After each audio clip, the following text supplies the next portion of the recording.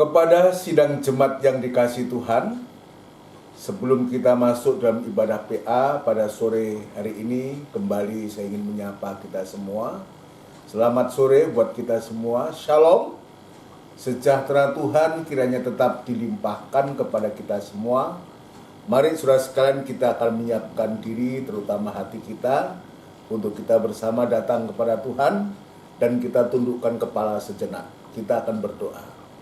Bapa yang baik yang bertahta dalam kerajaan surga, di dalam nama Tuhan Yesus Kristus, Allah sesembahan dan pujaan hati kami satu-satunya pada sore hari ini, Tuhan, kembali kami datang kepadamu dengan segala kekurangan kelemahan kami untuk membawa hidup ini. Tuhan, ampuni segala kekurangan kami, dosa kejahatan kami, supaya kami layak untuk menghadapkan diri kepadamu, Tuhan. Terima kasih Tuhan, terima kasih. Kami serahkan acara ibadah ini ke tangan-Mu, biar kiranya Tuhan menolong bahkan memberkati ibadah kami dari awal sampai pada selesainya.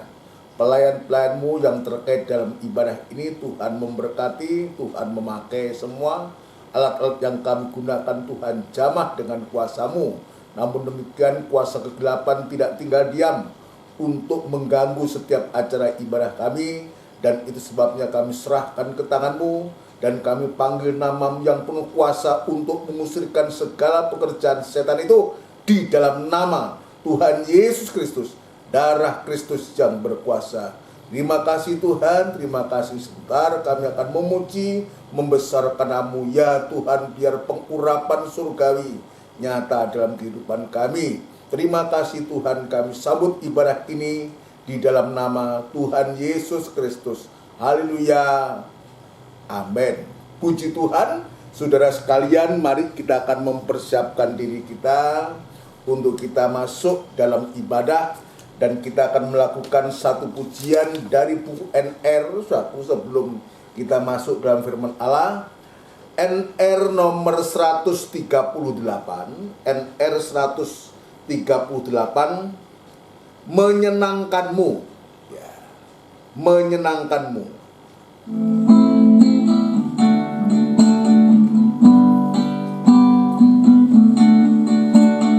Tuhan, ku mau menyenangkanmu. Tuhan, bentuklah hati ini jadi bejana untuk hormat-Mu, cemerlang bagai emas murni. Tuhan, ku serahkan hatiku, haleluya. Semua ku berikan kepadamu, haleluya. Kuduskan hingga tulus selalu, agar aku menyenangkanmu, menyenangkanmu, senangkanmu. Hanya itu kerinduanku, menyenangkanmu, senangkanmu. Hanya itu kerinduanku.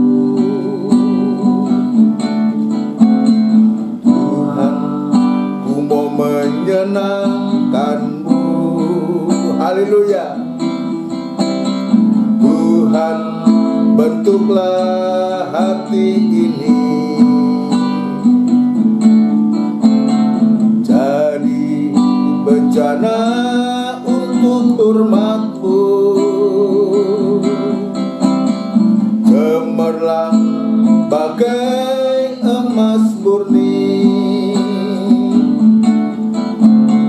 Tuhan, ku serahkan hatiku,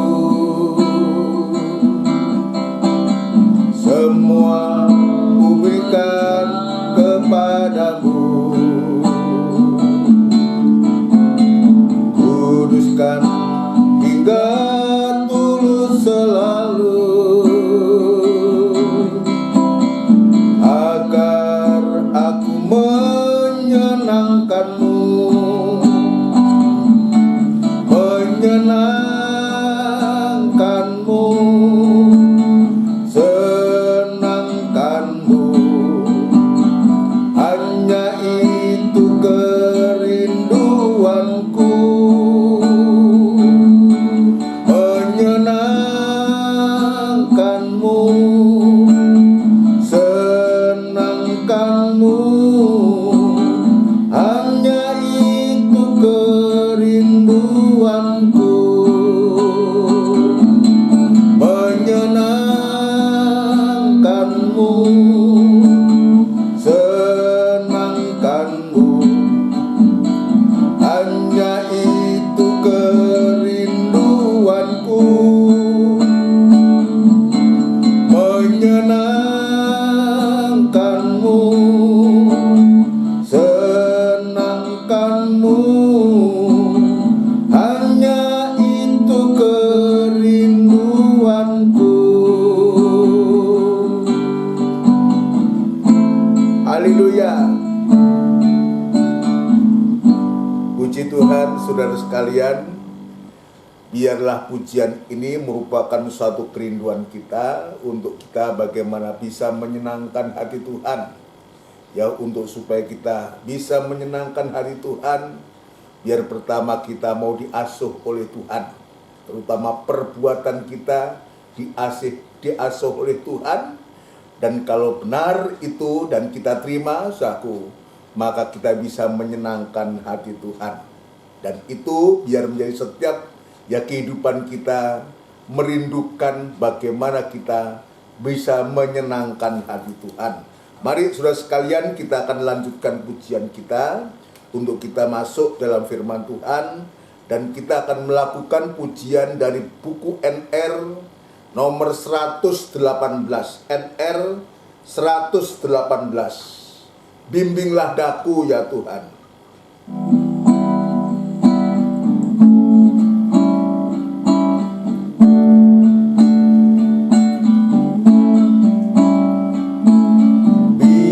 Bimbinglah daku ya Yesus,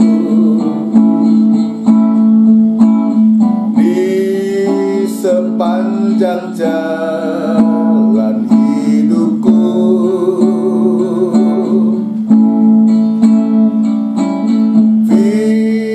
Firman-Mu bagaikan sulur, agar ku tak sesat di jalan. Haleluya.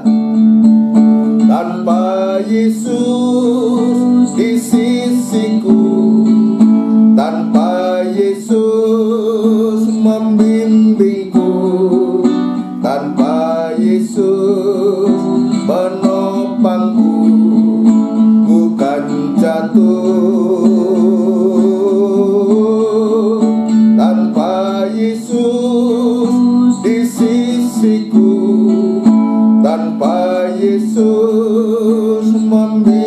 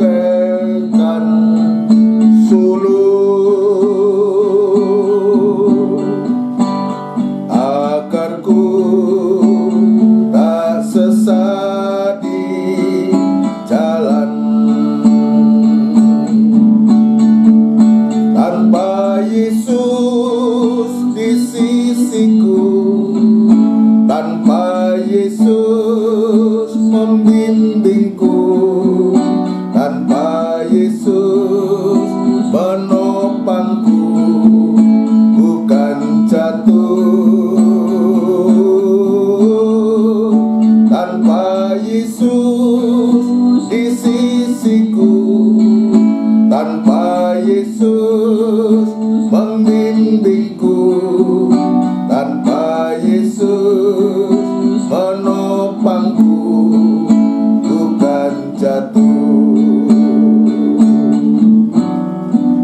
Tanpa Yesus menopangku, bukan jatuh. Haleluya. Tanpa Yesus menopangku, bukan jatuh. Bersama kita tundukkan kepala, kita akan berdoa untuk firman Tuhan. Sekali lagi Tuhan, biar pujian ini juga merupakan kerinduan kami untuk selalu dibimbing oleh Tuhan, supaya sungguh Tuhan kami tidak tersesat, oleh karena kami mau dibimbing ini Tuhan. Dan itu sebabnya Tuhan memberikan pertolongan kami, memberikan kemampuan kami, memberikan hati yang jujur di hadapan-Mu, untuk kami sangat merindukan bimbingan dan arahan asuhan daripada Engkau Tuhan. Terima kasih, tanpa Engkau menolong kami, tanpa Engkau membimbing mengasuh kami sungguh akan jatuh dan binasa. Dan itu sebabnya kami bersyukur, berterima kasih di hari-hari ini Tuhan, menjelang kedatangan yang kedua kali, Engkau tetap memperhatikan kami, Engkau mengasuh kami, Engkau membimbing kami, untuk membawa kehidupan kami sampai sewaktu-waktu kehidupan kami ini boleh sama mulia, segambar teladan seperti Engkau sendiri, sama mulia seperti Engkau mulia adanya. Dan kami sungguh akan bersama Engkau untuk selama-lamanya. Terima kasih Tuhan, terima kasih. Kami sudah memuji, membesarkan nama-Mu dengan segala kekurangan dan kesederhanaan kami. Namun demikian Tuhan, Engkau mengetahui isi hati kami. Dan itu sebabnya Tuhan, saatnya kami akan belajar lagi untuk membaca firman-Mu, mendengarkan firman-Mu. Ya Tuhan, buka hati kami yang seluas-luasnya, sucikan hati kami untuk supaya kami layak dan kami boleh menerima Engkau sepenuhnya dalam hati kami. Dan kami yakin dan percaya sehingga mengubahkan kehidupan kami Tuhan. Urapi firman-Mu dan urapi kami sekalian dalam pengurapan yang datangnya dari Tuhan sendiri. Terima kasih Tuhan, terima kasih. Tetap kami berdoa untuk gereja-gereja lain yang bersamaan beribadah semacam di tempat ini. Tuhan, Engkau juga menolong para hamba-hamba-Mu dimanapun mereka berada dalam tugas pelayanannya. Kami menyerahkan ke tangan-Mu Tuhan. Kiranya Engkau juga menolong, memberikan kekuatan, juga sertakan pembukaan firman-Mu untuk kebutuhan sidang jemaat-Mu Tuhan. Dan sehingga jemaat-Mu boleh senantiasa mengalami kebangunan rohani. Urapan yang sama Engkau nyatakan kepada hamba-hamba-Mu semua. Terima kasih Tuhan, hamba tetap berserah diri kepada-Mu. Biar kemurahan dan belas kasihan-Mu tetap Tuhan nyatakan kepada hamba untuk mampu menyampaikan firman-Mu dengan benar dan murni, sehingga nyata firman-Mu boleh menyatakan kekurangan kami, kesalahan kami, dan firman-Mu sungguh menemplak hati kami, dan kami boleh mengalami penyucian dan pembaharuan itu boleh terjadi dalam kehidupan kami Tuhan. Terima kasih Bapa, terima kasih. Kami juga berdoa untuk sidang jemaat-Mu yang saat ini berada di rumah mereka masing-masing. Ya Tuhan, Engkau juga menolong, memberikan kekuatan kesehatan. Tetap Tuhan memberikan hati kepada jemaat-Mu untuk senantiasa merindukan perkataan-Mu Tuhan. Terima kasih Bapa, terima kasih. Kami sambut firman Tuhan pada sore hari ini di dalam nama Tuhan Yesus Kristus. Haleluya. Amin. Puji Tuhan. Saudaraku yang dikasihi Tuhan, ya sebelum kita lanjut dalam pemberitaan firman Tuhan, kembali saya mengucapkan selamat sore, shalom, sejahtera Tuhan kiranya tetap dilimpahkan kepada kita semua. Kita bersyukur, kita berterima kasih sore hari ini, setelah sepanjang hari Tuhan sudah menolong kita, ya bahkan menyertai serta memberkati kita dalam pekerjaan dan kegiatan kita sehari-hari ini. Dan sore hari ini kembali Tuhan menghimpunkan kita kembali untuk kami bisa beribadah, untuk kita menyiapkan diri, menyiapkan hati kita untuk diasuh oleh Tuhan bagaikan seorang anak bayi saku selalu diasuh oleh orang tuanya, ibu dan ayahnya. Asuhan-asuhan ini yang dari Tuhan, terutama dari seorang ibu itu yang begitu setia dan memperhatikan anak-anaknya saku, untuk supaya anak-anaknya boleh terpelihara dengan baik. Dan demikian pula kami juga belajar rindu sebagai hamba Tuhan, sebagai seorang gembala juga rindu untuk selalu saku untuk menyampaikan firman Allah yang ini merupakan wujud asuhan Tuhan yang dinyatakan lewat gembala kepada sidang jemaat yang sudah ditebus oleh darahnya sendiri. Jemaat ini miliknya Tuhan, ya, ditebus, dibeli dengan harga yang tunai. Adapun gembala atau hamba Tuhan itu yang merupakan suatu alatnya Tuhan, saku, Tuhan tempatkan seperti seorang ibu atau seorang gembala untuk mengasuh domba-domba yang dipercayakan oleh Tuhan untuk digembalakan. Itu sebabnya kami juga belajar untuk menerima kepercayaan Tuhan ini, saku, untuk supaya sungguh-sungguh lewat firman Allah yang Tuhan berikan dan disampaikan kepada jemaat, dan jemaat sungguh-sungguh terpelihara, dibimbing, diasuh, saku, sehingga jemaat itu ya dia tahu persis kemana ya jemaat itu akan dibawa oleh gembala, oleh seorang ibu yang dipercayakan oleh Tuhan, saudaraku, untuk mengasuhnya. Ya, kita ada tujuan yang pasti sampai sewaktu-waktu asuhan Tuhan itu akan membawa kehidupan kita kembali kepada gambar dan teladan Allah, gambar dan rupa Allah, sehingga kita bisa kembali sama mulia seperti Tuhan mulia adanya. Puji Tuhan, saudara sekalian, kita sedang memeriksa dalam firman Tuhan dalam Injil Lukas pasal yang ke-6, saudaraku, ayat yang ke-6 sampai dengan ayat yang ke-11, saudaraku. Ini merupakan asuhan yang keempat, yaitu perbuatan kita diasuh oleh Tuhan, ya.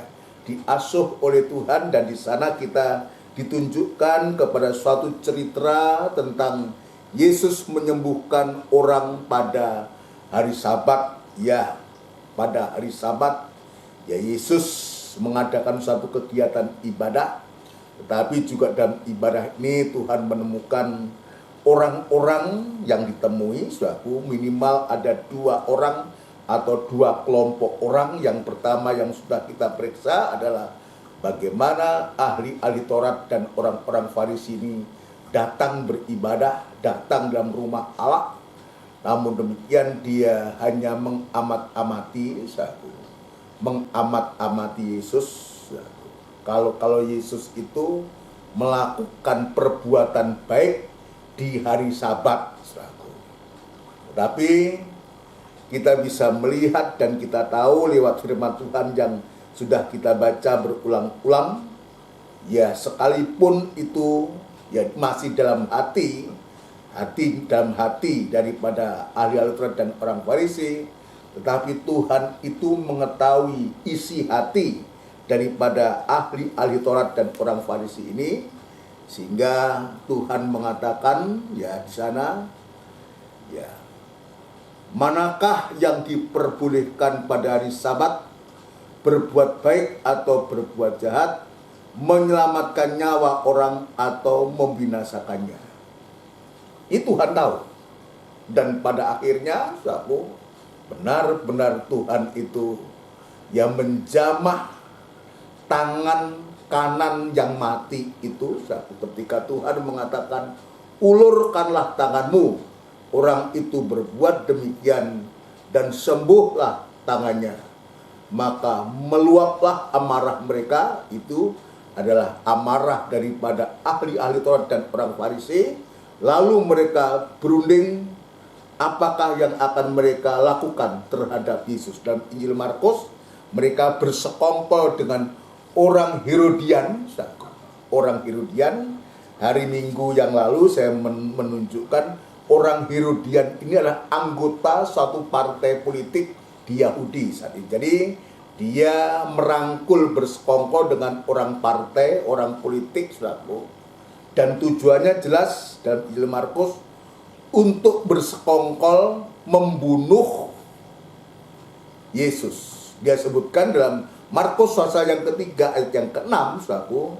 Dia katakan, lalu keluarlah orang-orang Farisi dan ahli Taurat itu dan segera bersekongkol dengan orang-orang Herodian untuk membunuh dia. Jadi ini merupakan suatu peristiwa yang luar biasa, saudaraku. Di saat Tuhan Yesus itu dia melakukan suatu kebajikan, menyelamatkan orang-orang yang tangannya mati, tangan kanannya mati, saudaraku.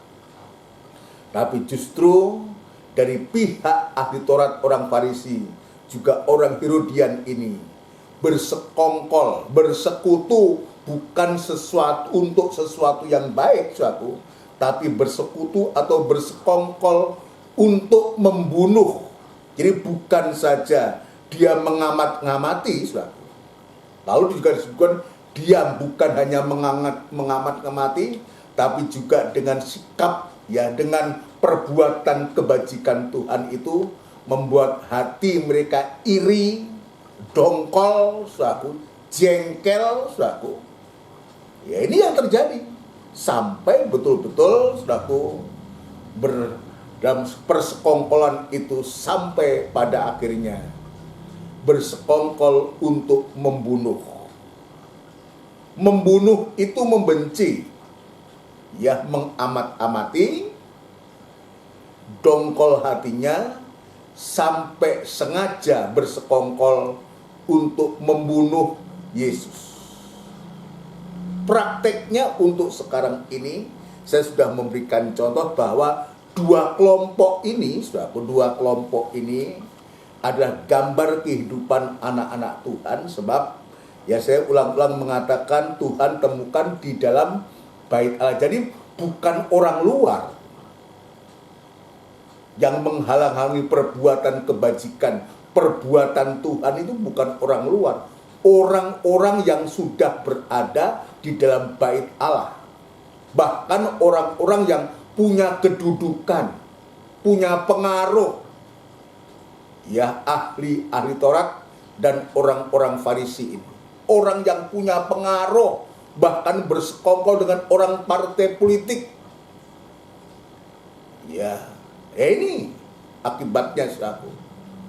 Sehingga sungguh-sungguh perbuatannya itu sungguh-sungguh luar biasa. Itu sebabnya ini mengingatkan kepada kita, saudara sekalian, untuk supaya ibadah-ibadah kita di hari-hari ini coba kita periksa kembali. Ya.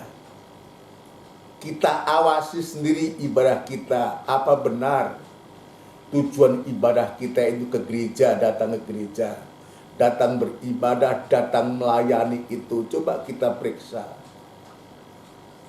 Apakah kita datang ke gereja itu oleh karena kita didorong oleh firman Tuhan yang kita terima? Ya, didorong oleh firman pengajaran yang benar yang disampaikan oleh Yesus saat itu, dan sekarang. Demikian juga, apakah ibadah pelayan kita oleh karena dorongan firman Allah yang benar yang tertulis dalam Alkitab ini, atau kita datang beribadah, kita datang melayani oleh karena ada motivasi-motivasi tertentu yang punya tujuan hanya untuk mengamati. Jadi mengamati firman ini hanya mengamati, memata-matai, ya, kalau dulu Tuhan Yesus yang berbicara, sekarang adalah gembala-gembala hamba-hamba Tuhan. Coba kita periksa ketika hamba Tuhan atau gembala itu menyampaikan firman Allah. Apa yang sedang kita amat-amati? Kita apakah sedang mengamat-amati? Atau sebaliknya, kita justru untuk lebih memperhatikan lagi dalam ibadah itu? Artinya menerima ibadah itu, menerima firman Tuhan itu yang disampaikan, atau hanya mengamat-amati untuk mencari kekurangan, kesalahan daripada seorang hamba Tuhan atau seorang gembala itu. Yang akibatnya suatu bisa menjadi dongkol, ya. Diam itu artinya dongkol, jengkel, suatu. Dan sampai akhirnya dia menolak, artinya dia membenci, dan sampai dia berencana untuk membunuh, itu membenci. Benci tanpa sebab. Justru ketika hamba Tuhan atau pendeta, atau dulu di gambar Tuhan Yesus, dia menyampaikan suatu kebenaran, dan sampai Tuhan sendiri mengatakan, manakah yang lebih baik, menyelamatkan orang atau membinasakan orang? Ya, memberkati orang atau mengutuk orang. Ya, kalau bahasa di sana, mana yang diperbolehkan pada hari Sabat, berbuat baik atau berbuat jahat, menyelamatkan nyawa orang atau membinasakannya? Kalau pertanyaan ini disampaikan kepada kita, sudah barang tentu kita akan memilih lebih baik menyelamatkan orang. Ya, menyelamatkan orang. Lebih baik berbuat baik. Ini yang kita pilih. Anak kecil pun juga akan tahu, akan memilih itu. Tapi ternyata tidak demikian. Kepada orang-orang tertentu. Dan ini mengingatkan kepada kita, janganlah seperti itu. Janganlah kita seperti itu dalam ibadah pelayan kita. Jangan bersikap seperti ya ahli-ahli Taurat atau orang-orang Farisi ini. Nah, ibadah-ibadah semacam ini, sekalipun dia beribadah, sekalipun dia berada di dalam gereja, maka orang-orang yang semacam ini, semacam ahli Taurat dan orang Farisi ini, dia beribadah, dia datang ke gereja, tetapi dia tidak mengalami kuasa ibadah itu. Kalau dalam 2 Timotius pasal 3 ayat yang kelima, ya 2 Timotius pasal 3 ayat yang kelima bunyinya, secara lahiriah mereka menjalankan ibadah mereka, tetapi pada hakikatnya mereka memungkiri kekuatannya.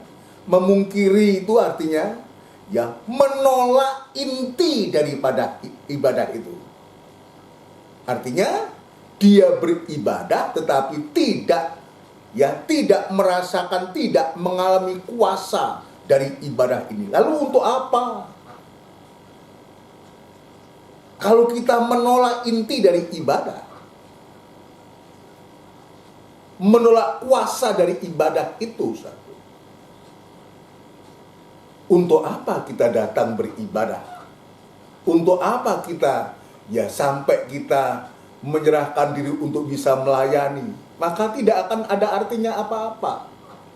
Itu sebabnya saya sebagai gembala harus menyampaikan ini kepada kita semua, untuk supaya kita betul-betul mengerti dengan tujuan apa kita beribadah.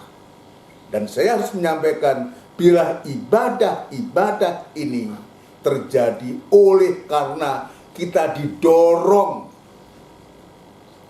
karena Tuhan mau mengasuh kita, kita merasa butuh asuhan Tuhan itu, terutama perbuatan-perbuatan kita, supaya kita tidak sampai kita beribadah tapi kita tidak mengalami kuasa ibadah. Ini bahaya. Atau kita beribadah, kita menunjukkan ibadah, kita menunjukkan pelayanan, tetapi hanya untuk show, hanya supaya dipandang, dilihat orang, oh dia tuh luar biasa beribadah, melayani Tuhan. Hanya sekedar untuk, tetapi sendiri tidak merasakan ibadah itu. Diikuti aturan-aturan begitu rupa. Tapi justru aturan-aturan yang nampaknya baik itu, bagus itu, Ya, ayat mengatakan hanya untuk memuaskan hawa nafsunya. Bukan saja untuk supaya cari muka, padahal sudah punya muka. Bukan saja untuk supaya dipuji orang, oh dia setia luar biasa nampaknya, tetapi ternyata dia tidak mengalami kuasa ibadah, tidak mengalami kuasa dari pelayanan itu, tetapi sebenarnya hanya untuk memuaskan hawa nafsunya, untuk menutupi kekurangannya, untuk menutupi kejahatannya, untuk menutupi kenajisannya. Coba orang semacam ini itu apa? Ya, sangat kasihan orang semacam ini. Ya, puji Tuhan. Ayo kita lihat ya. Dalam Kolose pasal yang kedua, ayat yang ke-23, Kolose pasal yang kedua, Kolose pasal yang kedua, Kolose pasal yang kedua, saudaraku, ayat yang ketiga kita lihat. Ya, Tuhan mengingatkan lewat Rasul Paulus dalam suratannya, ya. Ayat 18, nanti kita loncat ayat 23, ayat 18. Janganlah kamu biarkan kemenanganmu digagalkan oleh orang yang pura-pura merendahkan diri dan beribadah kepada malaikat. Jadi beribadah kepada malaikat itu artinya beribadah hanya kepada malaikat itu pendeta atau gembala. Hanya supaya dipuji gembala, pendeta. Ya.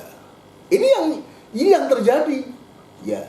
Merendahkan diri dan beribadah kepada malaikat. Yang benar adalah beribadah itu kepada Tuhan, bukan kepada malaikat, bukan kepada gembala, bukan hanya untuk supaya dilihat gembala seolah dia luar biasa. Kadang-kadang kami terkecoh. Ini menjadi satu peringatan pengalaman. Terkecoh dengan seseorang yang kelihatannya baik, kelihatan luar biasa, tetapi ternyata tidak demikian. Disebutkan tadi, janganlah kamu biarkan kemenanganmu digagalkan. Siapa yang gagal? Oleh orang yang pura-pura merendahkan diri dan beribadah kepada Allah. Ini banyak. Dan ini yang harus kita perhatikan. Kalau ini ditulis tujuannya untuk supaya kita tidak seperti apa yang tertulis ini, serta berkanjang pada penglihatan-penglihatan dan tanpa alasan membesar-besarkan diri oleh pikirannya yang duniawi, sedang ia tidak berpegang teguh kepada kepala, dari mana seluruh tubuh yang ditunjang, yang ditopang dan diikat menjadi satu oleh urat-urat dan sendi-sendi menerima pertumbuhan ilahinya. Ini padahal sesungguhnya tujuan ibadah itu harus jelas kepada kepala. Tujuan ibadah lain harus kepada kepala. Itu siapa kepala itu? Kristus. Tujuan ibadah lain kita itu jelas kepada kepala. Ya. Di mana seluruh tubuh yang ditunjang dan diikat menjadi satu oleh urat-urat dan sendi-sendi menerima pertumbuhan ilahinya. Kalau tertuju kepada kepala, maka tubuh itu akan menerima pertumbuhan. Ini luar biasa. Nah, sekarang perhatikan ayat 23. Peraturan-peraturan ini walaupun tampaknya penuh hikmat, dengan ibadah buatan sendiri, perhatikan, ada ibadah buatan sendiri, bukan ibadah yang menurut gambar dan teladannya Allah yang pernah diterima oleh Musa, tapi ibadah buatan sendiri, seperti merendahkan diri, menyiksa diri, tidak ada gunanya selain untuk memuaskan hidup duniawi. Nah, ini kalau ibadah itu tanpa adanya arah dan tujuan yang jelas. Ibadah yang semacam ini adalah ibadah yang tidak mengalami kuasa dari ibadah itu. Tidak mengalami kuasa dari ibadah itu. Itu sebabnya ayat mengatakan jauhi mereka itu. Jadi kalimatnya bukan memusuhi, jauhi mereka itu. Ya, dalam 2 Timotius pasal yang ketiga, ya jelas mengatakan, ya secara lahiriah mereka menjalankan ibadah mereka, tetapi pada hakikatnya mereka memungkiri kekuatannya. Jauhilah mereka itu. Jadi ingat, jauhi mereka, artinya jangan bergaul dengan macam yang demikian, orang yang demikian itu. Bukan memusuhi ya, bukan membenci, tapi kita menjauhi. Jauhi mereka itu. Untuk kita tidak Kenapa? Ya Alkitab mengatakan jauhi mereka itu. Untuk supaya kita tidak terpengaruh atau dipengaruhi dengan gaya ibadah yang semacam itu.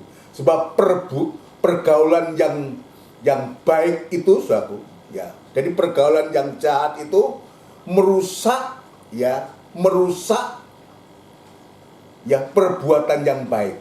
Jadi yang baik bisa dirusak.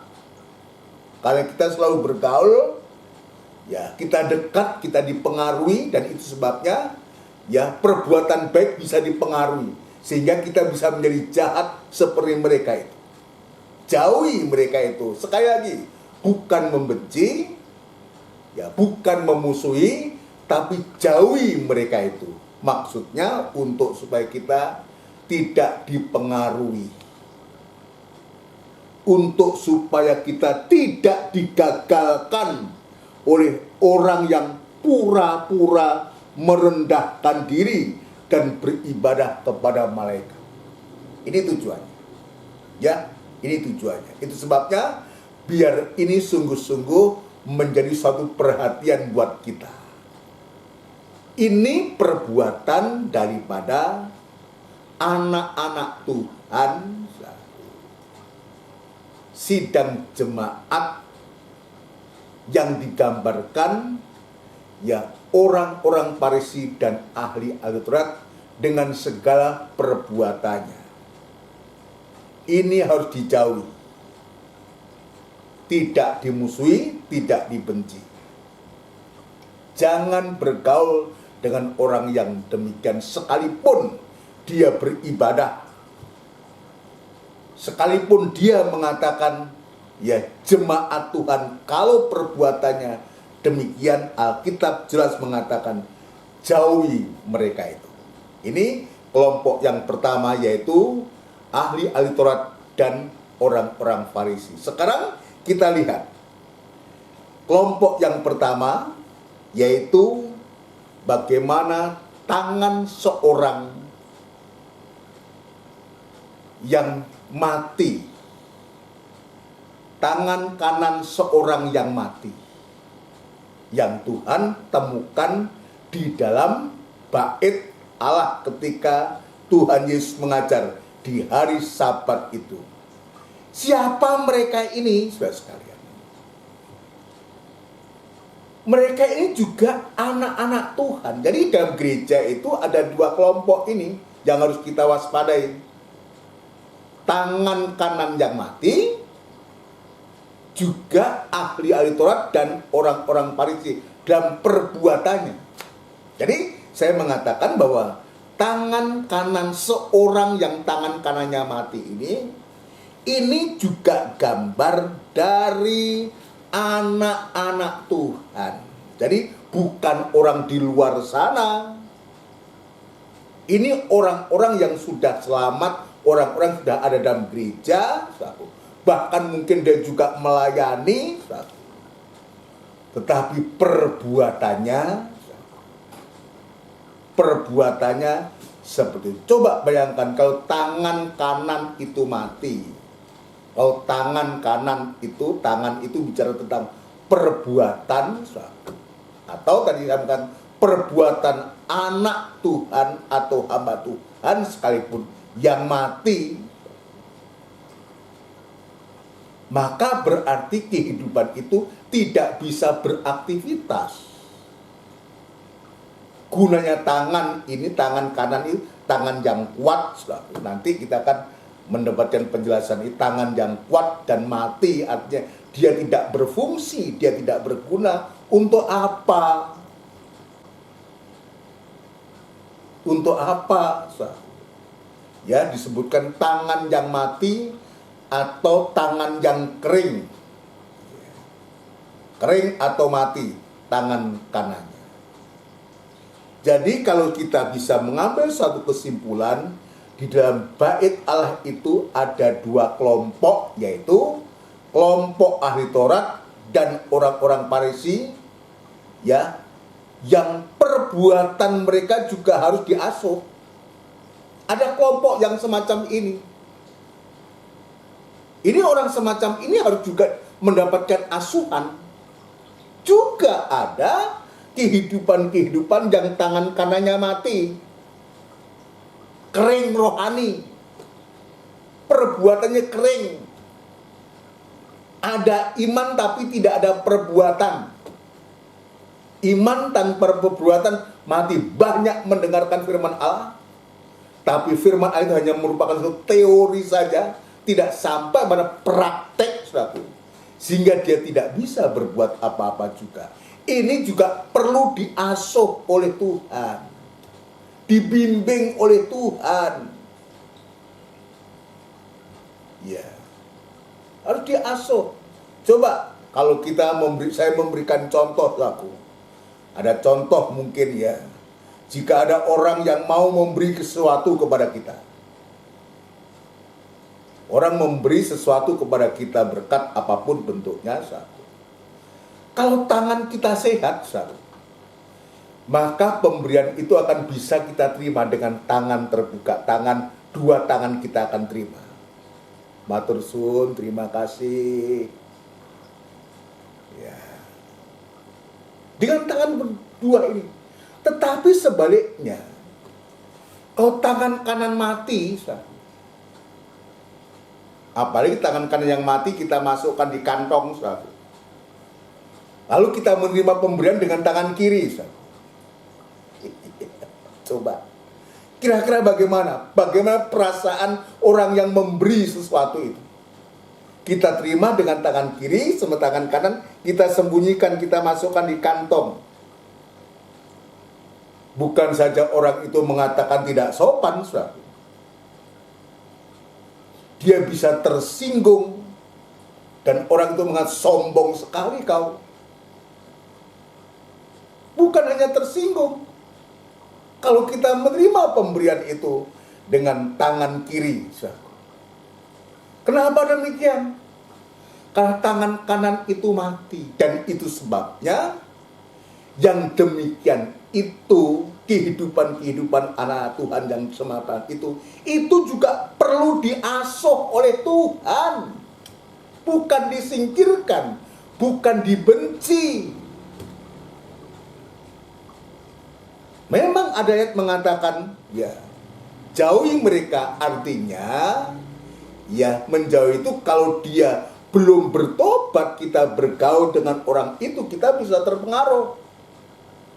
Tetapi kalau dia mau diasuh oleh Tuhan, orang semacam itu, ya, dia mau diasuh oleh Tuhan, menerima asuhan dan bimbingan Tuhan, maka baginya tidak ada barang mustahil untuk Tuhan menjamah. Jika Tuhan sudah menjamah orang yang tangan kanannya mati ini, ulurkan tanganmu. Tunjukkan tanganmu itu. Ketika dia mendengarkan perintah Tuhan, dia ulurkan tangannya. Tangan yang mati diulurkan, yang kanan ini. Dan saat itu sembuh total kehidupan itu. Artinya dia menerima asuhan Tuhan, bimbingan dari Tuhan. Saya akan lanjutkan. Apa yang menjadi praktek dari anak Tuhan atau hamba Tuhan yang tangan kanannya mati itu atau kering rohani itu? Apa prakteknya? Tangan yang mati itu satu. Tangan itu perbuatan. Perhatikan saudara. Apa praktek tangan yang mati itu? Ya, yaitu perbuatan yang menjadi sandungan bagi orang lain. Perhatikan baik-baik. Tangan kanan yang mati atau tangan yang mati itu adalah perbuatan yang menjadi sandungan bagi orang lain. Jadi perbuatan-perbuatannya itu ya menjadi sandungan bagi orang lain. Perbuatan jahatnya, perbuatan tidak jujurnya, perbuatan kenajisannya, itu menjadi sandungan bagi orang lain. Padahal sesungguhnya dan seharusnya satu. Kalau kita mengatakan di sebagai anak-anak Tuhan, atau hamba-hamba Tuhan, atau pelayan-pelayan Tuhan, ya harusnya bukan menjadi sandungan, tapi harusnya menjadi berkat. Perbuatan kita itu harusnya menjadi berkat.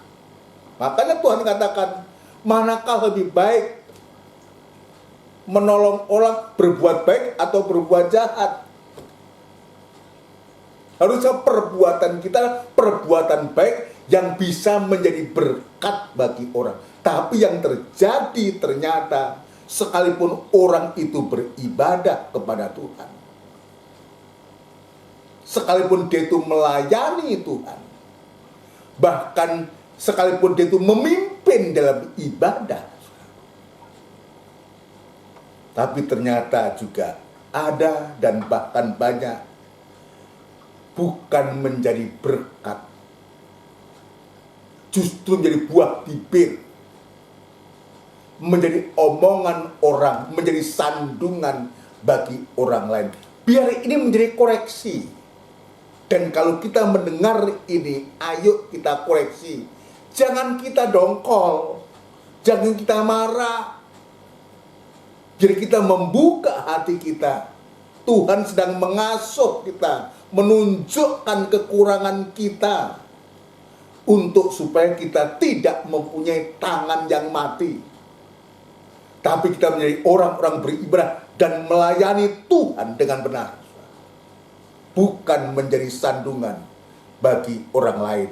Itu sebabnya, saudaraku, itu sebabnya biar kehidupan kita di hari-hari ini, lihat pemberitaan firman Allah ini, saudaraku, ya,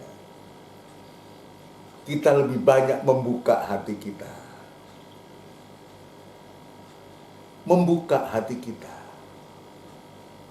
Apakah benar ibadahku ini, pelayanku ini sudah menjadi berkat, atau justru malah ya kita semakin beribadah, semakin melayani, tapi justru menjadi buah bibir, menjadi sandungan bagi orang lain.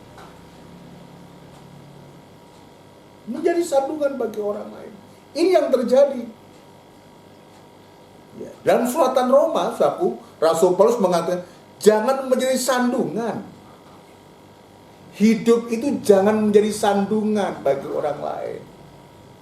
Diusahakan. Kalau kita hidup menjadi sandungan, itu sama dengan saudara ini, kita ini, saya ini, saudara, mempunyai tangan yang mati, yang tidak bisa kita gunakan untuk melayani Tuhan dengan benar. Coba kita baca Roma pasal yang ke-14. Bagaimana nasihat daripada Rasul Paulus ini? Roma pasal yang ke-14, ayat yang ke-13.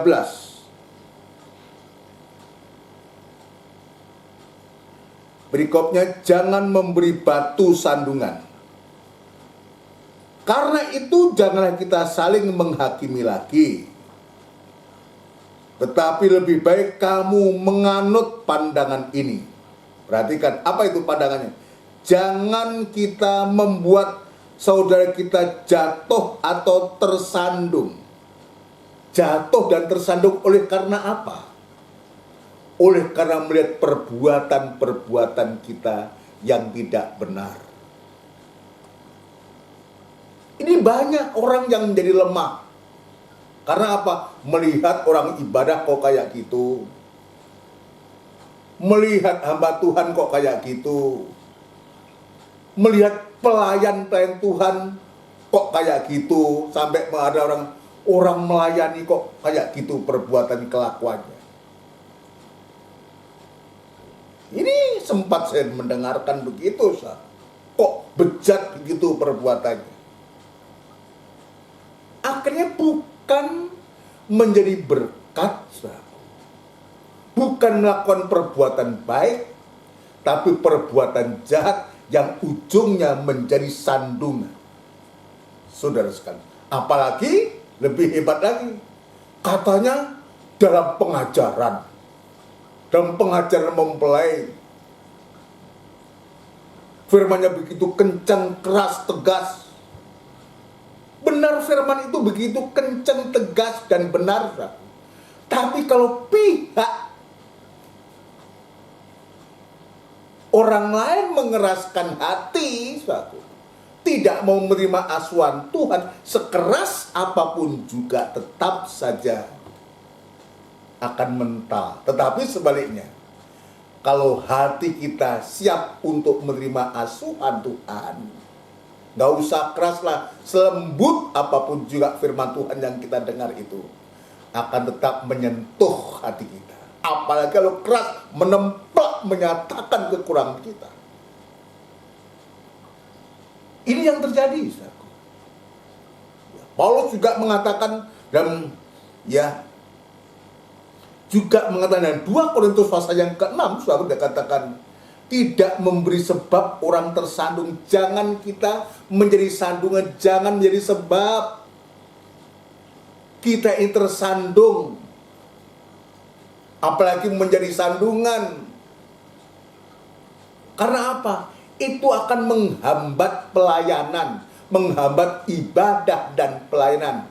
Baik yang menjadi sandungan atau yang tersandung sekalipun, saudaraku, maka dua-duanya itu betul-betul akan mengalami hal yang tidak baik.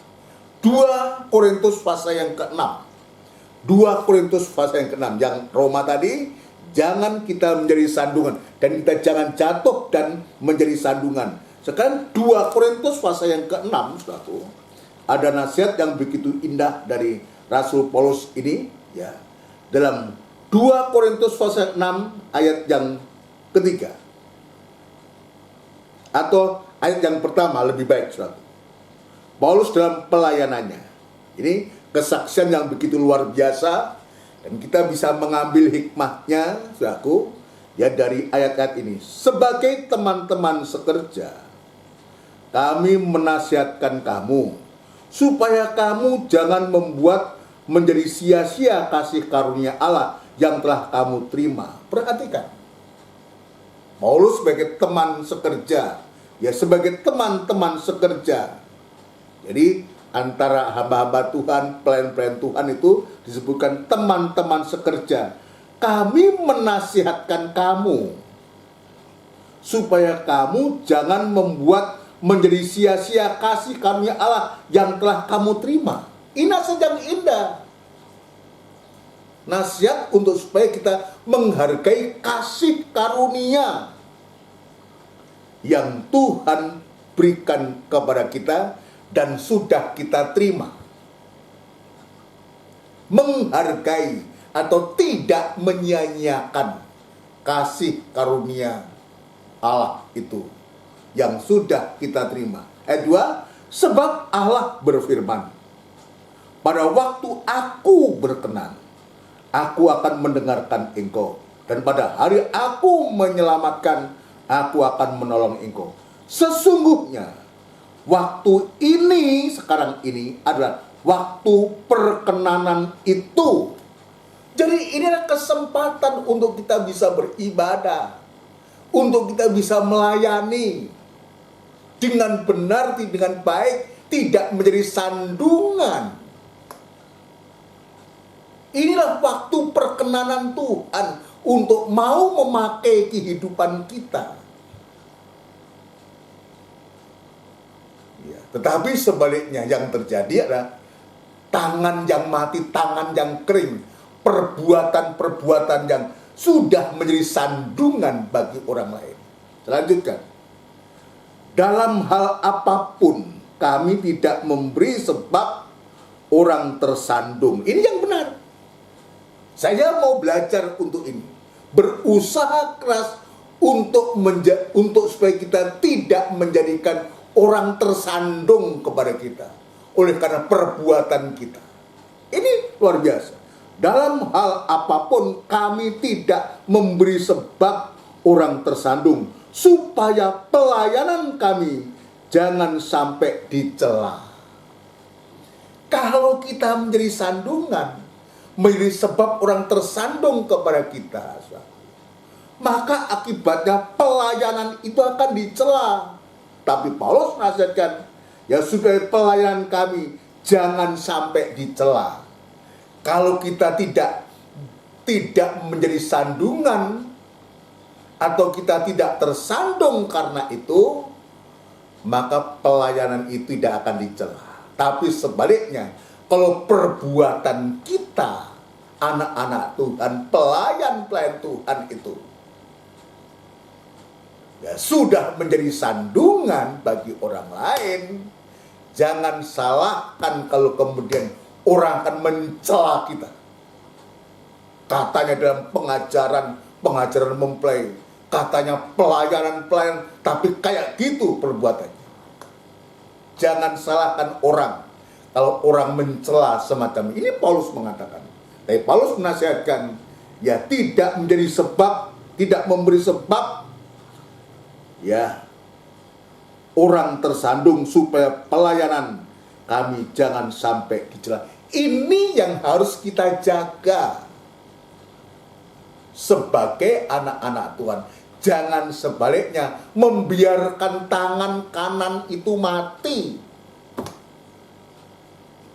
Membiarkan kehidupan kita oleh perbuatan kita menjadi sandungan dan banyak dicela oleh orang. Ini biar menjadi koreksi buatku. Buat saya sebagai hamba Tuhan, sebagai seorang gembala yang dipercayakan untuk menggembalakan sidang. Berusaha tidak menjadi sebab orang tersandung kepada kita. Ini hanya bisa kalau kehidupan kita senantiasa, perbuatan kita itu diasuh oleh Tuhan. Mungkin saat ini ada yang tertemplak firman Tuhan.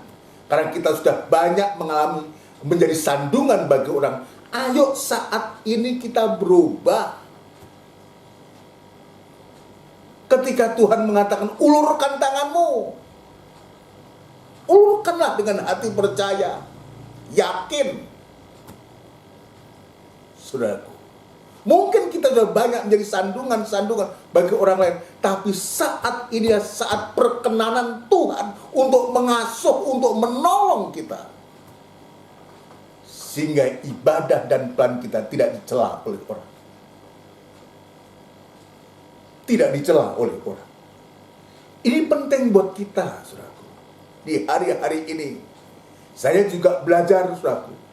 Saya juga harus mengakui banyak kekurangan, kelemahan yang kadang tanpa saya sadari saya sudah menjadi sandungan. Tapi sore malam hari ini Tuhan mengingatkan kembali, jangan menjadi sebab orang tersandung karena kita. Itu artinya membiarkan tangan kanan itu tetap mati, kering. Siapa orang-orang semacam itu? Orang-orang yang selalu menjadi sandungan ini, sesungguhnya kehidupannya itu kering rohani. Tidak mengalami kuasa ibadah sama dengan apa yang dilakukan oleh orang-orang Farisi dan dan ahli-ahli Taurat ini kering rohani, tidak mengalami kuasa dari ibadah itu, sehingga tidak mengalami suatu keobahan, tidak mengalami keobahan. Saudaraku, tadi saya mengatakan katanya pengajaran mempelai yang begitu luar biasa itu. Contoh yang sederhana saja. Ternyata ya punya hutang, contohnya tidak mau nyaur, tidak mau bayar, ngemplang. Contoh yang sederhana. Ya, saya menyampaikan kepada seseorang, saudaraku, ya, dalam dunia usaha, ya memang utang piutang itu hal biasa. Ya, mencari modal di bank atau bagaimanalah, ya utang piutang. Ya. Tapi yang terpenting, nek utang bayaro, jangan ngemplang, saudaraku. Jangan tidak jujur. Ya, tetapi saya juga bersaksi sama orang itu. Saya katakan puji Tuhan, selama ini saya juga nggak pernah hutang, juga nggak pernah ngutangi, saudaraku. Ya, mau ngutangi duit mana, saudaraku? Mau ngutangi orang. Tapi saya juga tidak pernah hutang, saudaraku. Tidak mau berusaha untuk saya tidak ngutang. Kenapa? Ini konsekuensinya. Coba bayangin kalau pendeta, hamba Tuhan, hidupnya utang saja, pinjam saja. Lalu bagaimana berita yang disampaikan tentang iman itu? Hamba Tuhan ngutang, tapi bicara tentang iman, wah, gak cocok, saudara. Oleh kemurahan Tuhan, ya sampai hari ini, biar aku nggak punya, ya nggak punyaku sendiri. Biar miskin, ya miskinku sendiri. Tapi puji Tuhan sampai hari ini, saya nggak pernah terlibat hal demikian. Tetapi ini dalam konteks saya sebagai hamba Tuhan. Tapi bagi jemaat yang dia menggeluti dunia usaha, yang memang itu, ya, utang piutang, gak ada urusan dengan bank yang menyangkut soal, ya begitulah. Tetapi yang penting, ojo ngemplang. Nek situ berani utang, harus berani bayar dengan apapun resikonya. Ini contoh.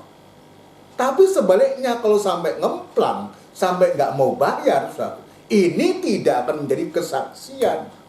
Perbuatan yang menjadi sandungan ini. Silakan. Dalam dunia usaha memang seperti itu. Tapi yang benar, ya, yang jujur, supaya kita semua dipakai oleh Tuhan. Ya. Tanya aja kepada dunia usaha, mana yang nggak ada urusan dengan duit, mana yang nggak ada urusan dengan bank, semua silakan. Tetapi ya itu tadi saya mengatakan, semua itu ada konsekuensinya. Kalau berani hutang harus berani membayar. Jangan kita menipu, jangan kita ngemplang, tapi kita benar. Itu baru benar anak Tuhan. Ya, puji Tuhan. Ini contoh-contoh. Ada lagi mengatakan, katanya pengajaran, tapi kok begini hidup nikahnya gini, dan semua. Kok begini, macam-macam. Tidak benar, tidak jujur. Yang ujungnya menjadi sandungan bagi orang lain.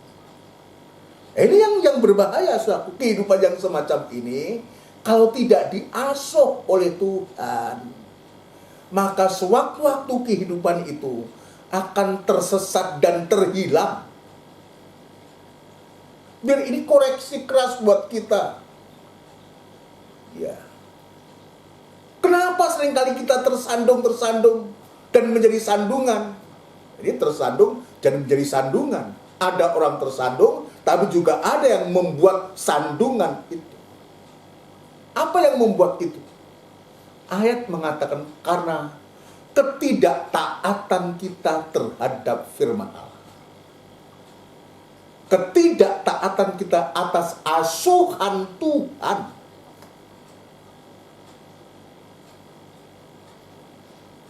Ini yang menjadi sebab. Dan ini harus kita waspadai.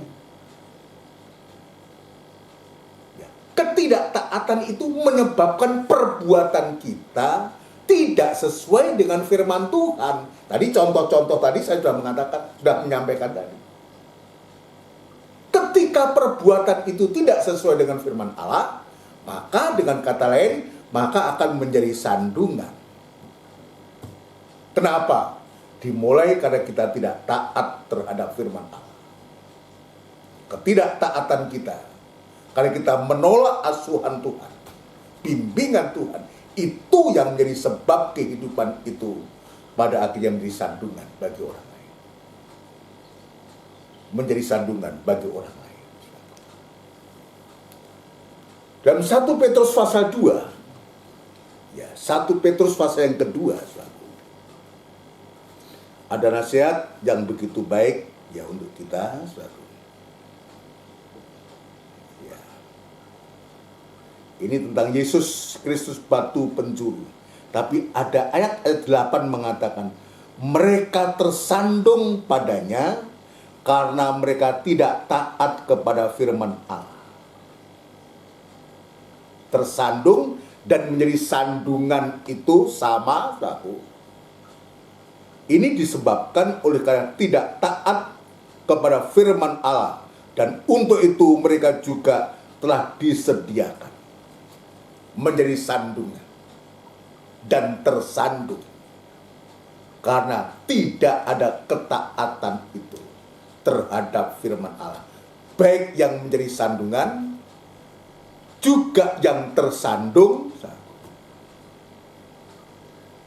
itu sama-sama karena dia tidak taat terhadap firman Allah. Tidak taat kepada firman Allah itu artinya tidak mau menerima asuhan Tuhan, bimbingan Tuhan, mendengar. Dia datang ibadah hanya mengamat-ngamati. Yang celaka mengkritik gembalanya, mencerca gembalanya, mengata-ngatai gembala yang macam-macam. Padahal harusnya, kalaupun melihat kekurangan dari hamba Tuhan, dari seorang gembala sebab dia juga manusia, mestinya kita bukan mengamat-ngamati mencari salah. Mestinya justru kita mendoakan hamba Tuhan itu atau gembala itu supaya Tuhan memberikan firman Allah yang betul-betul mengasuh kita, membimbing kita, membawa kehidupan kita ini baik dan dipulihkan oleh Tuhan perbuatan-perbuatan kita. Tapi kalau kita hanya mengamat-ngamati, hanya membiarkan tangan ini mati, tidak ada satu tindakan nyata. Ketika Tuhan katakan, ulurkan tanganmu, dia tidak mau mengulurkan, dia tidak pernah mengalami jamahan Tuhan. Tidak pernah mengalami pertolongan Tuhan.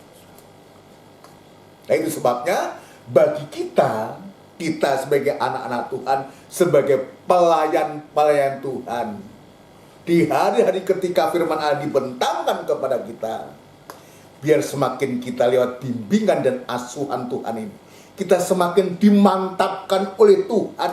Kalau kita taat dan dengar-dengaran, terima asuhan Tuhan maka kita tidak akan pernah tersandung dan tidak akan menjadi sandungan bagi orang lain.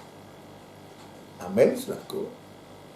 Tidak akan pernah tersandung dan menjadi sandungan bagi orang lain. Ya, 2 Petrus pasal yang pertama. 2 Petrus pasal yang pertama.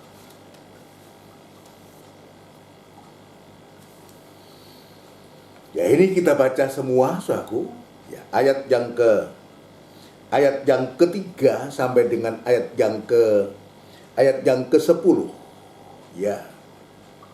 Panggilan dan pilihan Allah. Ya, kalau kita taat dan dengar-dengaran, terima asuhan Tuhan, ya, terima bimbingan Tuhan, ini hasilnya.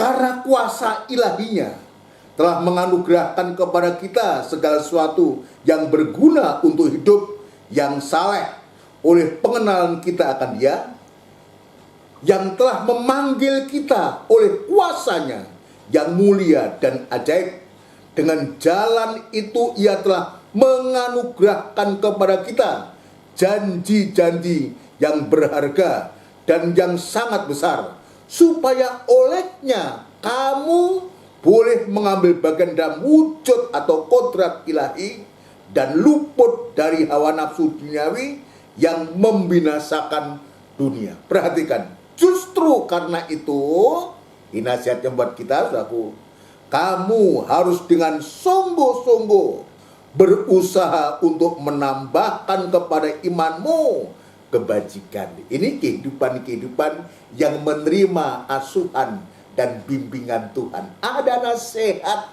ada asuhan Tuhan yang begitu luar biasa. Ya, menambahkan kepada imanmu kebajikan, dan kepada kebajikan pengetahuan, dan kepada pengetahuan penguasaan diri, kepada penguasaan diri ketekunan, dan kepada ketekunan kesalehan, dan kepada kesalehan kasih akan saudara-saudara, dan kepada kasih akan saudara-saudara, kasih akan semua orang. Sebab apabila semuanya itu ada padamu, perhatikan, kita menjadi berkat, saudaraku, taat kepada firman, dan kita terima asuhan Tuhan itu.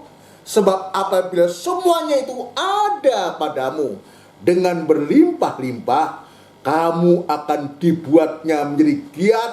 Ya, giat bukan karena hawa nafsu, tapi giat oleh karena dorongan firman Allah, giat oleh karena asuhan Tuhan tadi. Kamu akan dibuatnya menjadi giat dan berhasil dalam pengenalanmu akan Yesus Kristus Tuhan kita. Tetapi barang siapa tidak memiliki itu semua, kenapa tidak memiliki? Kita hanya mengamat-ngamati, kita hanya dongkol saja, bahkan kita hanya bersekongkol saja. Kita membiarkan tangan ini mati, artinya tidak mau menerima asuhan dan bimbingan Tuhan. Maka ayat mengatakan, tetapi barang siapa tidak memiliki semuanya itu, ia menjadi buta dan picik, karena ia lupa bahwa dosa-dosanya yang dahulu telah dihapuskan. Bahwa lupa dosa-dosa yang dahulu, ini artinya orang yang pernah diselamatkan oleh Tuhan, yang sudah diselamatkan, dosanya pernah diampuni, tapi dia tidak menggunakan kasih karunia Allah itu,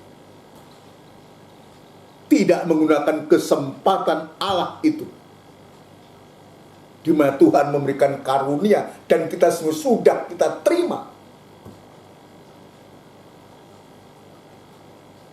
Ini ayat mengatakan bahwa dosa-dosa yang dahulu telah dihapuskan, artinya orang yang sudah diampuni, orang-orang gereja ini. Ya, tapi karena kita tidak mau diasuh, tidak mau menerima bimbingan Tuhan, tidak taat dan dengar dengan firman Allah, maka justru sebaliknya menjadi buta dan picik, karena ia lupa bahwa dosa-dosa yang dahulu telah dihapuskan. Perhatikan ayat 10. Karena itu, ini sekarang penegasannya buat kita.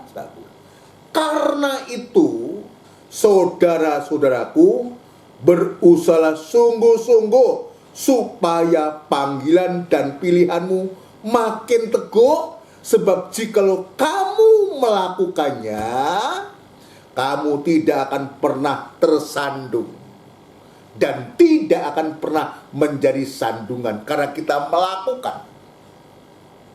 Apa yang kita lakukan? Melakukan panggilan dan pilihan itu karena asuhan Tuhan, bimbingan Tuhan, taat dan dengar-dengaran kepada firman Allah, sehingga perbuatan kita tidak menjadi sandungan ataupun menjadi sandungan bagi orang lain. Tidak tersandung dan tidak menjadi sandungan bagi orang lain. Puji Tuhan, saudaraku. Inilah Tuhan tunjukkan kepada kita. Itu sebabnya siapapun kita, mulai dari saya, Biar kita siapkan hati ini selalu ya diasuh oleh Tuhan, mulai dari tubuh kita, jiwa kita, roh kita, sampai perbuatan kita diasuh oleh Tuhan. Jangan menyebabkan orang tersandung kepada kita sehingga menghambat pelayanan pekerjaan Tuhan, menghambat ibadah dan pelayanan kita kepada Tuhan. Jangan memberikan sebab orang lain tersandung buat kita. Ini garis bawah. Ya jangan. Puji Tuhan. Ini firman Tuhan yang Tuhan berikan kepadaku, kepada kita semua. Sebab kita punya tujuan yang pasti. Sewaktu-waktu kita boleh kembali segambar, serupa dengan Allah. Dan kita akan memiliki kota Yerusalem baru yang turun dari Allah, yang Tuhan ciptakan untuk kita. Sebab bumi yang mula-mula, langit yang mula-mula tiada, maka Tuhan memberikan kota Yerusalem itu yang turun dari surga, di mana kita akan berada di sana. Biar pandangan kita, mata kita tertuju Yerusalem, kota yang mulia. Kalau pandangan kita ke sana, maka berarti kita harus mau memberikan perbuatan kita ini, tingkah laku kita ini, kelakuan kita ini diasuh oleh Tuhan, diasuh sesuai dengan firman Tuhan. Amin, saudaraku.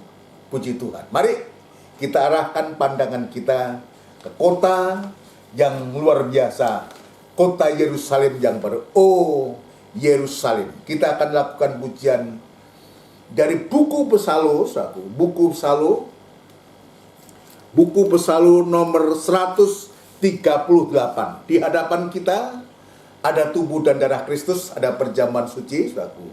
Biar kita manfaatkan, kita minta kepada Tuhan. Kita akui di hadapan Tuhan, benar, aku seringkali masih banyak menjadi sandungan, bahkan juga tersandung, ya, tersandung oleh karena seseorang, dan menjadi sandungan bagi orang lain juga. Tapi biar sore malam hari ini, tubuh dan darah Kristus ini akan membawa kehidupan kita untuk kita mengalami pemulihan satu. Dan sekarang kita tujukan ya mata kita, pandangan kita, Yerusalem yang baru, kota mulia itu. Pesalu 138.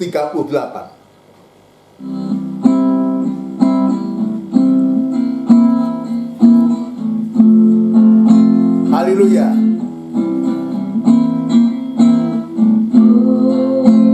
Yerusalem, kota mulia, hatiku rindu ke sana. Katakan, oh Yerusalem, kota mulia, hatiku rindu ke sana.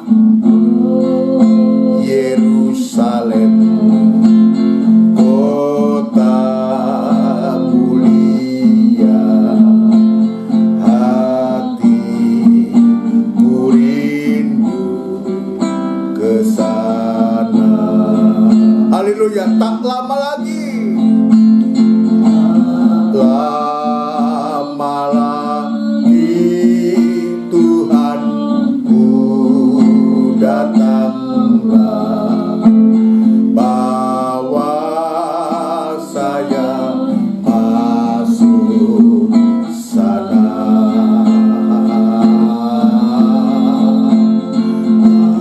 Lama lagi Tuhanku datanglah, bawa saya masuk sana.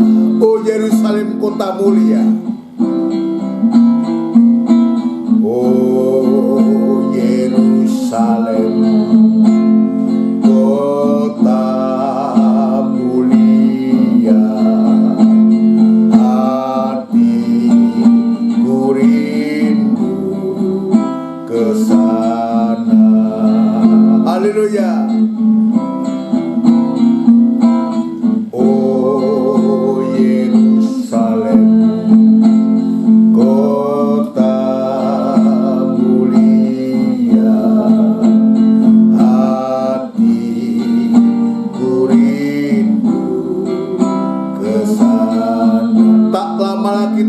Tuhanku datanglah.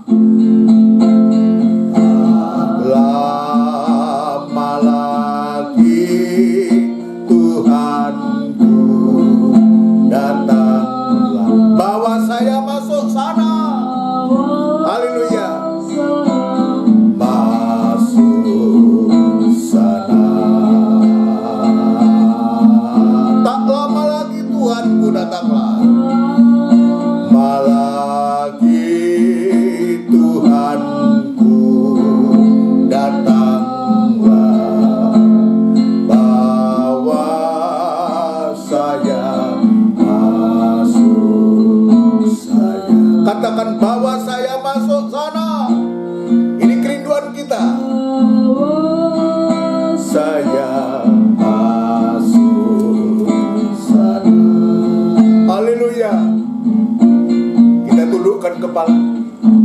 Haleluya, haleluya. Benar Tuhan, kami sangat merindukan Yerusalem kota mulia itu. Dan itu sebabnya Tuhan, asuh kami, bimbing kami, arahkan kami. Dan Engkau datang yang kedua kali. Bila Engkau membawa kehidupan kami untuk masuk kota Yerusalem yang baru. Dan kami sungguh Tuhan boleh mengalami kebahagiaan bersama Engkau. Di mana Engkau berada, maka di situ pun kami ada bersama-sama Engkau.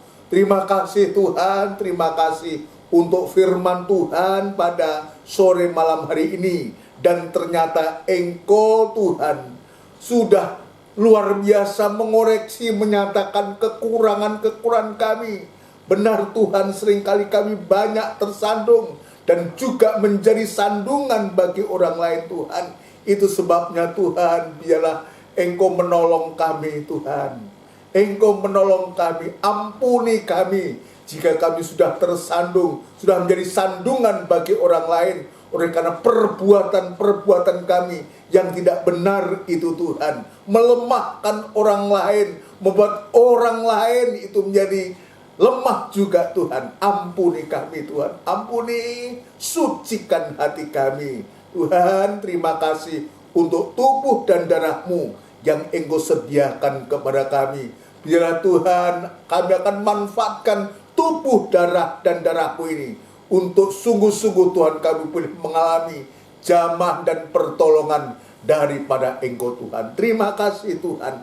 Terima kasih sekali lagi, ampunkan dosa kesalahan kami ini Tuhan. Banyak menjadi sandungan dan tersandung, seringkali tersandung Tuhan kepada orang lain. Ampuni Tuhan. Dan sekarang Tuhan, kami akan menerima tubuh dan darah-Mu dan layakkan kami Tuhan. Terima kasih Tuhan, terima kasih untuk firman dan perjamuan suci yang Engkau sediakan bagi kami. Di dalam nama Tuhan Yesus Kristus, kami sambut tubuh dan darah-Mu. Haleluya. Amin. Puji Tuhan. Saudara sekalian, mari kita akan manfaatkan tubuh dan darahnya Tuhan, ya, untuk memberikan pertolongan yang ajaib kepada kita. Dan saya menunggu untuk kita semua bisa memanfaatkan. Ya, menunggu bagi saudara yang sudah menyiapkan, dipersilahkan. Dan saya akan menunggu sejenak, ya, menunggu sejenak untuk supaya kita bisa bersekutu dengan tubuh dan darahnya Tuhan. Dan sungguh-sungguh kita mengalami pertolongan Tuhan dan kita dijamah oleh Tuhan. Dan kita bisa kembali beribadah melayani Tuhan, ya, dengan baik, bukan dengan tangan yang mati, tetapi dengan tangan yang sehat, untuk kita bisa menerima ibadah pelayanan ini. Kita, kalau sudah kita unjukkan tubuhnya Kristus lebih tinggi dari kepala dan taruh cawan di atas dada, ya, dan dengarkan firman Tuhan. Sebab apa yang telah kuteruskan kepadamu telah aku terima dari Tuhan, yaitu bahwa Tuhan Yesus pada malam waktu Ia diserahkan, mengambil roti dan sesudah itu Ia mengucap syukur atasnya. Ia memecah-mecahkannya dan berkata, inilah tubuhku yang diserahkan bagi kamu. Perbuatlah ini menjadi peringatan akan aku. Kita makan dengan hati percaya. dalam nama Tuhan Yesus Kristus.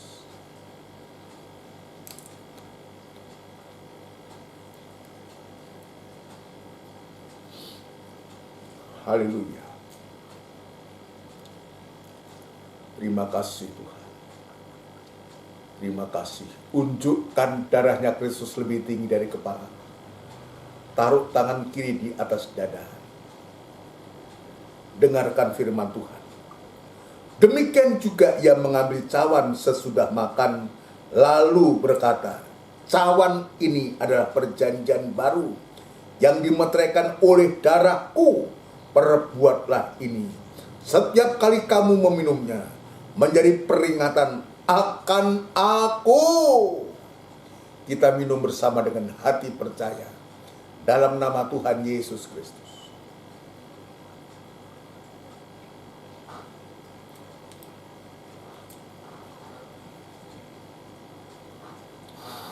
Haleluya.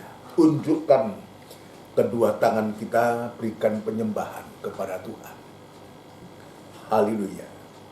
Sebab setiap kali kamu makan roti ini dan minum cawan ini, kamu memberitakan kematian Tuhan sampai ia datang kembali. Terima kasih Tuhan, terima kasih untuk lawatanmu pada sore malam hari ini. Untuk asuhanmu Tuhan, untuk bimbinganmu. Sungguh luar biasa Tuhan. Banyak hal yang sudah kami lakukan, dan Engkau sudah nyatakan kekurangan kami untuk supaya kami dipulihkan. Tangan kami dijamah oleh Tuhan dan sembuh kembali. Dan kami boleh beribadah, boleh melayani dengan benar. Bukan melayani ibadah, bukan ibadah melayani dengan menjadi sandungan bagi orang lain. Tapi sungguh Tuhan, terima kasih untuk pernyataan kasih-Mu lewat firman dan perjamuan suci ini. Tuhan sudah memberkati kami, dan berkat-Mu melimpah dalam hati kami. Dan sungguh Tuhan, dan menjadi iman, dan kami boleh praktekkan dalam kehidupan kami sehari-hari. Terima kasih Tuhan. Dalam nama Tuhan Yesus Kristus kami alaskan doa dan sembahyang kami. Haleluya. Amin. Puji Tuhan.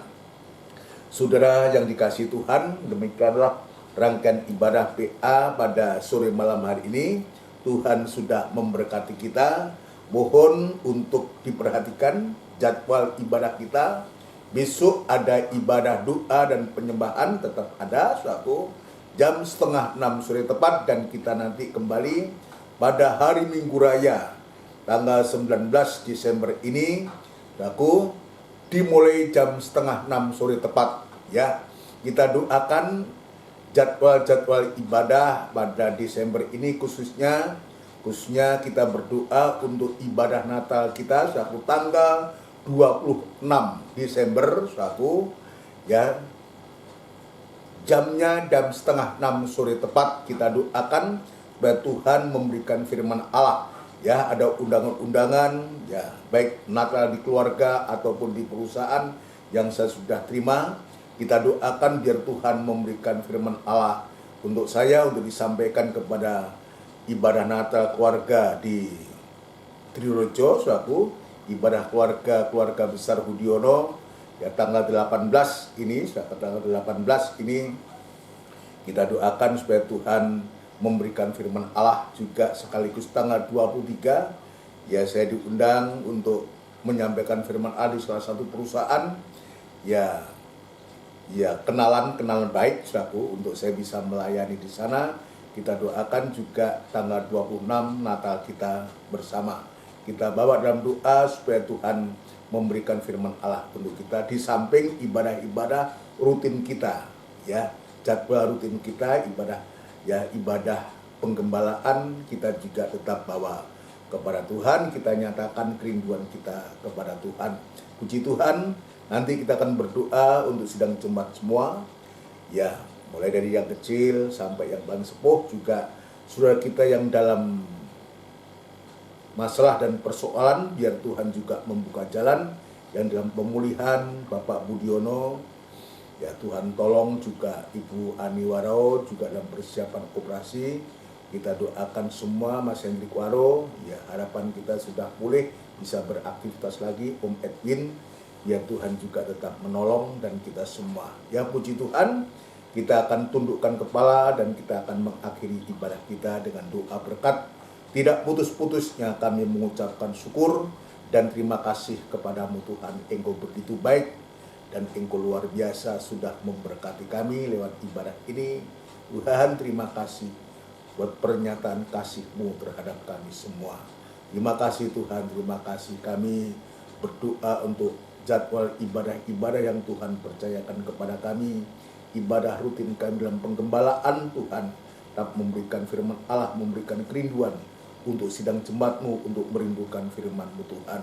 Acara-acara ibadah Natal yang Tuhan percayakan kepada kami. Sampai Natal dalam ibadah GKGM dan persekutuan GKGM maupun dari Yorejo juga Gunung Sari maupun Pondok Chandra yang akan dilaksanakan tanggal 26 Desember. Tuhan, kami serahkan ke tangan-Mu, biar Tuhan memberikan pertolongan yang ajaib Tuhan.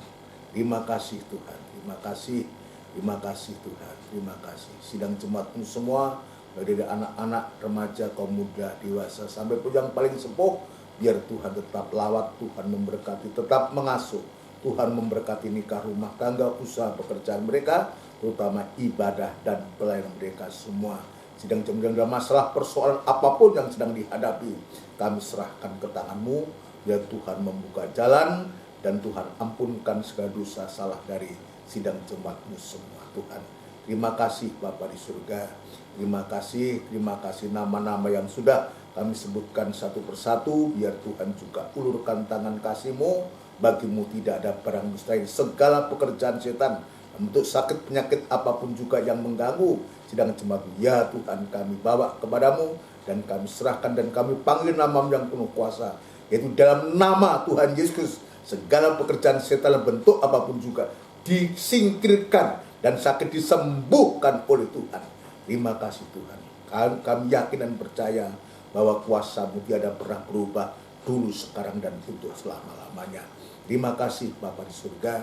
Terima kasih, kami juga berdoa Tuhan untuk bangsa dan negara kami, Republik Indonesia yang kami cintai. Ya Tuhan, kiranya Engkau menolong para pemimpin kami, mulai dari Bapak Presiden, Wakil Presiden, jajaran menteri, Tuhan, pejabat tinggi negara di pusat, di daerah, sampai TNI Polri. Tuhan, kami doakan, berikan hikmat akal budi yang dari Engkau, supaya setiap kebijakan-kebijakan yang diambil itu betul-betul untuk kemaslahatan seluruh rakyat Indonesia ini. Berikan damai sejahtera-Mu, supaya terutama anak-anak ketebusan bisa beribadah kepadamu, khususnya di hari Natal bulan Desember ini Tuhan. Terima kasih Tuhan, terima kasih. Jauhkan dari pertengkaran, dari permusuhan, dari peperangan, tapi berdamai sejahtera-Mu nyata di tengah-tengah bangsa kami Tuhan. Terima kasih, sebentar kami akan berpisah, mau beristirahat malam, kami serahkan hidup kami ke tangan Tuhan. Terima kasih, saudaraku yang kekasih, biarlah rahmat anugerah cinta yang besar, yang datangnya dari Allah Bapa, Sang Putra dan Roh Kudus, yang sepenuhnya di dalam nama Tuhan Yesus Kristus, memberkati kami sekalian saat ini, sampai Maranatha Yesus datang yang kedua kali. Terima kasih Tuhan, di dalam nama Tuhan Yesus Kristus, kami alaskan doa dan sembahyang kami. Haleluya. Amin. Puji Tuhan, saudara sekalian. Selamat malam. Salam sehat buat kita semua. Amin. Sampai bertemu kembali dalam ibadah selanjutnya.